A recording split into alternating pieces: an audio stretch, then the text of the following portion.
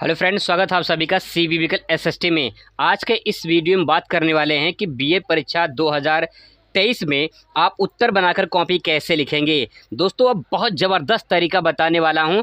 आप उत्तर कैसे ले सकते हैं इसका एक शॉर्ट ट्रिक बताने वाला हूं, जिसके माध्यम से आप बिना पढ़े अच्छा नंबर लेकर आएंगे। आप कभी सीरीज नहीं छुए हैं, कभी किताब नहीं छुए हैं, कभी नोट्स नहीं छुए हैं, तब भी दोस्तों आप जो है 90% अचीव कर सकते हैं। इस केसेस में आपका करना क्या है, थोड़ा सा अगर आप मेहनत कर लेते हैं तो 90% भी आपका आ सकता है। लेकिन अगर आपको अच्छे नंबर से पास होना है तो उत्तर बनाकर कैसे लिखा जाए, इसका मैं आपको उपाय बताने वाला हूं।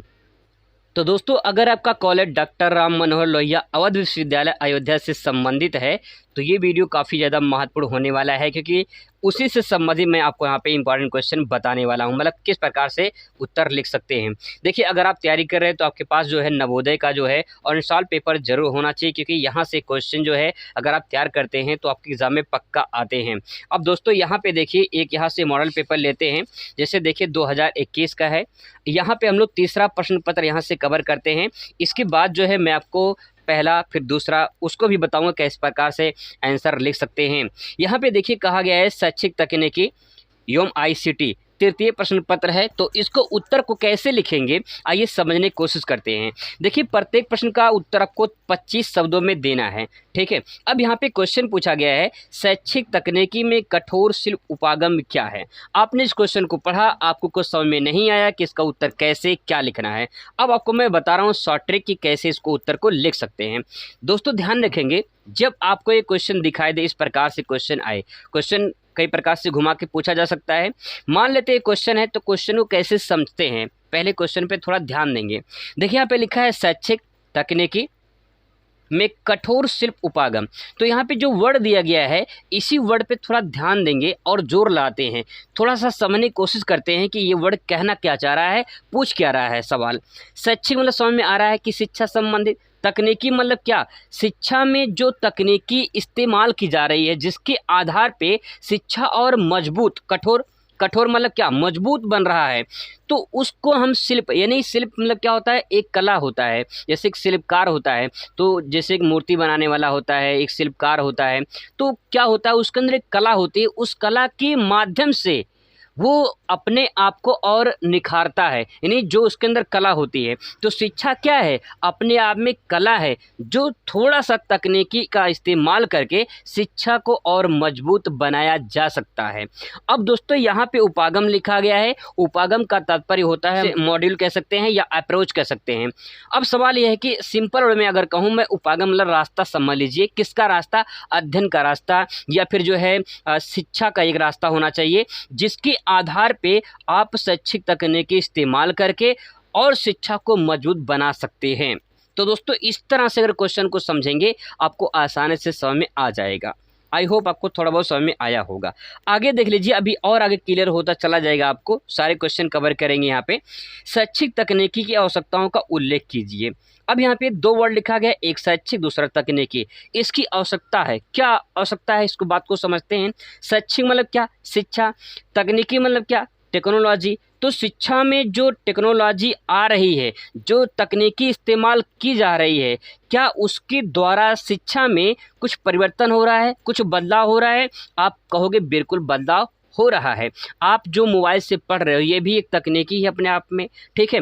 तो दोस्तों यहाँ पे शिक्षा में तकनीकी की आवश्यकताओं का उल्लेख कीजिए, बात कहा गया है 25 शब्दों में लिखना है। आराम से लिख सकते हैं कि तकनीकी आने से शिक्षा में कई प्रकार के बदलाव हुए हैं। आप जो पहले दिखा सकते हैं कि जो पहले 10 साल पहले जो शिक्षा होती थी, वो शिक्षा में आज की शिक्षा में बहुत ज़्यादा अंतर देखने को मिलता है। पहले उतना ज़्यादा कंप्यूटर का जो है स्कोप नहीं था, लेकिन शिक्षा में कंप्यूटर आ जाने से इसका स्कोप और बदल गया। तो शिक्षा में तकनीकी आने से जो परिवर्तन हुआ उसकी आवश्यकताओं को बताता है। आप इस प्रकार से इसको आंसर को लिख सकते हैं। आई होप दोस्तों आपको समझ में आ रहा होगा। अगला प्रश्न दोस्तों यहाँ पे देखिए, तीसरा प्रश्न है अनुदेशनात्मक अभिकल्प के बारे में लिखिए। अब यहाँ पे जब ऐसा वर्ड आपको दिखाई देगा तो आप सोचने में पड़ जाएंगे भाई क्या पूछ रहा है। थोड़ा सा ध्यान से समझने की कोशिश करिए, आपको समझ में आएगा। देखिए अनुदेशनात्मक यहाँ पे लिखा गया है। अनुदेशन समझते हैं? अनुदेशन मतलब क्या होता है? सूचना देना, इन्फॉर्मेशन, ठीक है। तो सूचना देना या फिर आज्ञा देना, जैसे कहते हैं ना किसी को अनुदेश या आदेश देना, तो आदेश मत दीजिए भैया, ठीक है। आदेश यहाँ पे मतलब ये होता है सूचना देना या आदेश देना, ये समझ में आ गया। अब देखिए लिखा है अभिकल्प। अभिकल्प को मतलब यहाँ पे हम क्या कर सकते हैं, जैसे यहाँ पे हम कल्पित करना कर सकते हैं। अगर कल्पित करना समझ में नहीं आता है तो हम कर सकते हैं डिज़ाइन बनाना, डिज़ाइन करना है ना। अब किसका डिज़ाइन बनाना? डिज़ाइन मतलब क्या? प्लान बनाना, एक तरह से कर सकते हैं कि जो आप सूचना दे रहे हो वो सूचना किसके माध्यम से दे रहे हो, ठीक है। क्या तकनीक उसमें इस्तेमाल किया गया है और क्या उसमें जो है आप प्लान बनाए हो, उसके आधार पे जो शिक्षा प्रदान की जा रही है, वो जो सूचना प्रदान की जा रही है, उसी को कहते हैं अनुदेशनात्मक अभिकल्प, ठीक है। यानी पढ़ाने की जो आपके पास कला है, उस कला को आप जो तकनीकी इस्तेमाल करके आप बच्चों को जो प्लान बना के पढ़ा रहे हो, वही अनुदेशनात्मक जो है अभिकल्प है। तो इसके बारे में 25 शब्दों में इतना आप आराम से लिख सकते हैं। इसके बाद दोस्तों यहाँ पे लिखा है परावर्ती स्तर के शिक्षण से आप क्या समझते हैं। अब यहाँ पे एक वर्ड लिखा गया है परावर्ती। अब आपको समझ में नहीं आ रहा होगा कि परावर्ती क्या होता है। एक होता है वर्ड पूर्ववर्ती, एक होता है परावर्ती, ठीक है। अब मैं आपको थोड़ा अच्छे समझा दूं। अब दोस्तों पहले विस्तार से थोड़ा डिटेल में समझ लीजिए ताकि आपको आंसर लिखने में और आसानी हो जाए। देखिए लिखा हुआ है परावर्ती और लिखा है पूर्ववर्ती। पूर्व मतलब क्या होता है? पहले, ठीक है, पहले। और परावर्ती मतलब बाद में, ठीक है। जैसे मैं कहूँ एग्जाम्पल के माध्यम से, मान लो लिखा है 100, ठीक है। अगर मैं कहूँ 100 के पहले का अंक क्या होगा, 100 के बाद का अंक क्या होगा। अगर 100 के बाद का कहा जाए तो 100 के बाद क्या होगा, 101 आएगा, बिल्कुल आएगा। पहले कितना आएगा, 99 आएगा, बिल्कुल आएगा। इतना समझ में आ गया। अब यहाँ पे देखिए, ये तो बात समझ में कि परावर्ती मतलब होता है बाद में और पूर्ववर्ती मतलब पहले, लेकिन इसको शिक्षा में कैसे प्रयोग करेंगे हम? तो दोस्तों हम शिक्षा में कह सकते हैं, शिक्षा में कुछ बच्चों को पहले से ज्ञान होता है और कुछ जो होता है बाद में ज्ञान होता है। वो शिक्षण कार्य करता है तो उसके बाद जो उसको ज्ञान होता है, बच्चों को जो ज्ञान होता है वो परावर्ती हो गया, ठीक है। और उससे पहले बच्चों को थोड़ा मोड़ा जैसे होता है ना कि जब आप माइक्रो टीचिंग करते हैं उस टाइम पे आप उनसे जो है पहले कुछ जो पूर्व ज्ञान होता है उनसे संबंधित कुछ सवाल पूछते हैं। जैसे मान लो आपको मिट्टी के बारे में पढ़ाना है बच्चों को, तो आप यही कहोगे, उनसे सवाल पूछोगे कि प्यारे बच्चों हम लोग जो है किस, जैसे आप पूछ सकते हो किस महाद्वीप में रहते हैं, तो बताएंगे बच्चे कि हम एशिया महाद्वीप में रहते हैं। फिर बताएंगे हम लोग किस देश में रहते हैं, तो बताएंगे भारत देश में रहते हैं। फिर आप सवाल करोगे कि जो भारत में सबसे ज़्यादा जो है क्या किया जाता है, खेती की जाती है या फिर जो है क्या किया जाता है, तो बच्चे बताएंगे खेती की जाती है, कृषि की जाती है ना। तो आप कहोगे कि कृषि किस में की जाती है, मिट्टी में की जाती है, कहाँ की जाती है, तो बच्चे बताएंगे मिट्टी में की जाती है। अब टॉपिक मिलेगा मिट्टी, तो जो बच्चों को पहले से ज्ञान था वो आपने सवाल पूछा और उनका जवाब उन्होंने दे दिया। इसके बाद जो अब सवाल पूछोगे कि मिट्टी के बारे में क्या जानते हो, तो हो सकता है बच्चे मौन हो जाए, बता ना पाएँ। इसके बाद जो आप ज्ञान दोगे वो परावर्ती स्तर का ज्ञान होता है। आई होप दोस्तों आपको समझ में आया होगा। यहाँ पे देखिए वही बात कहा गया है कि परावर्ती के शिक्षण से आप क्या समझते हैं, मतलब कि बच्चों को पढ़ाओगे तो पढ़ाने के बाद उनको जो ज्ञान होगा उसे कहते हैं परावर्ती स्तर का शिक्षण।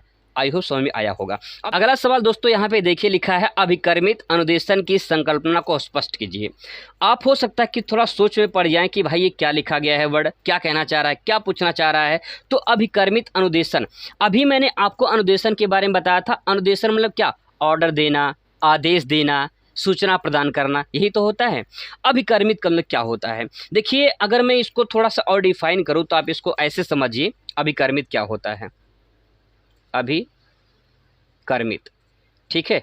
तो अगर मैं दोस्तों इसको कहूँ कि यहाँ पे एक वर्ड लिखा गया क्रम के अनुसार, ठीक है, इसमें से अगर निकालने की अभिकर्मित मतलब क्रम के अनुसार, ठीक है, तो हम इसको कह सकते हैं क्रम के अनुसार कह सकते हैं, या हम इसे कर्मिक भी कर सकते हैं, कर्मिक भी कह सकते हैं। तो हम कह सकते हैं किसी चीज़ को अगर सीख रहे हैं बच्चे तो क्रम के अनुसार सीख रहे हैं तो उससे कहते हैं अभिकर्मित। बात समझ में आई। अब यहाँ पे देखिए वर्ड लिखा गया है अभिकर्मित अनुदेशन, यानी जो बच्चों को सूचना दिया जा रहा है वो अगर क्रम के अनुसार दिया जाए तो हो सकता है बच्चों में और ज़्यादा ज्ञान या फिर और ज़्यादा वो जो है सीख पाए चीज़ों को। तो दोस्तों यही तो बात इसमें कह रहा है कि अभिकर्मित अनुदेशन क्या होता है, ठीक है। तो इसकी संकल्पना थोड़ा सा है। अब इसकी संकल्पना कह सकते हैं, संकल्पना मतलब क्या, संकल्पना मतलब होता है विचार, थॉट, जो भावनाएं हैं, तो आप अपनी भावनाएं व्यक्त कर सकते हैं। इसी तरह से बना के अगर लिखेंगे तो आपको आंसर पक्का दोस्तों अच्छा नंबर मिलेगा। इसके बाद देखिए, सहभागी शिक्षण की विशेषताओं को उद्घाटित कीजिए। तो सहभागी शिक्षण, यहाँ पे दो चीज़ें हैं, पहला सहभागी, दूसरा शिक्षण। तो शिक्षण मतलब क्या, शिक्षण कार्य करना, टीचिंग करना। तो अगर आप पढ़ाते हो, मान लीजिए आप पढ़ा रहे हो, तो सहभागी, अब देखिए जो बच्चे होते हैं, अगर मान लीजिए बच्चों को आपने ग्रुप बना लीजिए, जैसे आप ग्रुप बना लिया कि आप 5 ग्रुप ये रहेंगे, ठीक है, ऐसे समझते हैं। जैसे मान लीजिए आपने बच्चों ग्रुप बनाया, तो 5 लोग का ग्रुप ये बन गया, 5 लोग ग्रुप ये बन गया, 5 लोग ग्रुप ये बन गया, ठीक है। 5 इसमें भी हैं, 5 इसमें भी हैं, 5 इसमें भी हैं, ये 5 ग्रुप बन गया। अब होता क्या है कि ये पाँचों ग्रुप जो बच्चे हैं ये सहभागी हैं। ये क्या है, सहभागी, मतलब साथ साथ भाग ले रहे हैं 5 लोग। अब इनको जो काम आप दोगे ये सब काम करेंगे अपना अपना। तो जो इनका ग्रुप है ये क्या है, सहभागी है। तो आप ये जो ग्रुप बनाए हो इसके द्वारा जब बच्चे काम करते हैं, तो यहाँ पे वही बात कहा जा रहा है, सहभागी शिक्षण की विशेषता, मतलब बच्चों को जब साथ साथ पढ़ाया जाए, साथ साथ शिक्षण किया जाए, तो उसकी क्या विशेषता है। जैसे को होता ना कि बच्चों में 5 बच्चे या 10 बच्चे आप इकट्ठा कर लीजिए, इसके बाद जो है उनसे जो है उनमें बच्चे से सवाल करें और उसका जवाब दें, तो उसमें जो बच्चों को ज्ञान मिलेगा वो अलग प्रकार से होगा। तो सहभागी शिक्षण इसी तरह से थोड़ा सा सोच कर अगर लिखेंगे तो आप आंसर अच्छे तरीके से लिख पाएंगे। आई होप दोस्तों आपको समझ में आ रहा होगा। यहाँ पे देखिए, शिक्षण एवं अधिगम में संगणक क्यों आवश्यक है। शिक्षण मतलब टीचिंग में, अधिगम मतलब सीखने में, संगणक मतलब कंप्यूटर क्यों आवश्यक है। आप सभी अच्छे से जानते हैं कि भैया टीचिंग में अगर कंप्यूटर को और अधिक उपयोग किया जाए तो हो सकता है कि शिक्षण कार्य और अधिक हो जाए, मतलब अच्छा हो जाए, और अधिगम बच्चे उससे और ज़्यादा सीख पाएँ। तो 25 शब्दों में दोस्तों आप ले सकते हैं कि कंप्यूटर का शिक्षा में क्या उपयोग है, कि बच्चे से क्या सीख पाएंगे। इतना तो सोच सकते हैं आप, इतना समझ सकते हैं, एक भावी शिक्षक बनने जा रहे हैं, ठीक है। अब दोस्तों अगला क्वेश्चन है, ई अधिगम क्या है। दो क्वेश्चन बहुत इंपॉर्टेंट है, 2021 में 2019 से पूछा गया है कि ई अधिगम। अब ई अधिगम क्या है, मतलब कि इंटरनेट के माध्यम से जो बच्चे सीखते हैं वो ई अधिगम है। तो अब सवाल ये है कि इसमें कुछ और कंटेंट डालिए, थोड़ा सा 25 शब्दों में लिखना है तो थोड़ा सा डिटेल में लिख सकते हैं कि आप इंटरनेट के माध्यम से आज के डेट में क्या सीख सकते हैं। बहुत कुछ सीख सकते हैं, घर बैठे क्या क्या लोग सीख रहे हैं, तो आप ये लिख सकते हैं, ठीक है। आगे देखिए, भाषा प्रयोगशाला के उपयोगों को सूचीबद्ध कीजिए। अब यहाँ पे जो भाषा होती है, जैसे मान लो किसी को जो है कोई विदेशी भाषा सीखनी है, प्रयोगशाला में क्या होता है कि रिसर्च होता है। आप जानते हैं, जैसे साइंस के बच्चे होते हैं, जानते हैं हम लोग कि जैसे प्रयोगशाला होता है उसमें क्या होता है, रिसर्च होता है। जैसे मान लो कि अगर मैं बात करूँ कि एक साइंस का कोई बच्चा है और वो प्रयोगशाला में है, कोई रिसर्च कर रहा है, कुछ प्रयोग कर रहा है, तो प्रयोग किसका कर रहा है, वो कोई न कोई केमिकल वगैरह को प्रयोग कर रहा होगा। तो दोस्तों वही बात यहाँ पे भाषा का प्रयोगशाला होती है, जहाँ पे नई नई भाषाओं को सिखाया जाता है, बच्चों को बताया जाता है कि ये वर्ड इस प्रकार से समझा जा सकता है। तो भाषाओं का भी प्रयोगशाला होता है, इनका उपयोग सूचीबद्ध करना है। तो नई नई भाषाओं को जो उपयोग करते हैं वो किस प्रकार से उपयोग कर सकते हैं, उनका सूचीबद्ध करना है, ठीक है। आई होप दोस्तों आपको समझ में आ रहा होगा। लास्ट क्वेश्चन यहाँ पे देखिए, अधिगम में दूरदर्शन कार्यक्रमों की भूमिका। यानी अधिगम मतलब सीखने में, दूरदर्शन मतलब किसी दूर का दर्शन करना, दूरदर्शन जैसे टेलीविजन, दूरदर्शन मतलब दूर से दर्शन करना, और कार्यक्रमों तो दूरदर्शन जो टेलीविजन से है ना, आप जानते होंगे दूरदर्शन के बारे में। तो आज की डेट में जो है, जब से कोरोना काल आया था, जो कोरोना लगा था उस टाइम पे जो है, इसके बाद जो है दूरदर्शन पे और ज़्यादा जो है लोग पढ़ाने लगे, तो वहाँ पे बच्चे उससे कुछ सीखने लगे। तो कहने का तात्पर्य कि दूरदर्शन जो कार्यक्रम आते हैं उस पर अधिगम यानी सीखने का क्या जो है उद्देश्य है, तो इस पर तो आप आराम से लिख सकते हैं। 2-4 शब्द, 5 शब्द, 25 शब्द दोस्तों में लिखना है, आराम से बातों को लिख सकते हैं। दोस्तों अगर इस तरह से क्वेश्चन थोड़ा समझेंगे और अगर लिखेंगे तो गजब का आंसर लिखेंगे और अच्छे से तरीके से आप जो है अच्छा नंबर पा जाएंगे। दूसरे टॉपिक मिलते हैं अगली वीडियो में। Thanks for watching.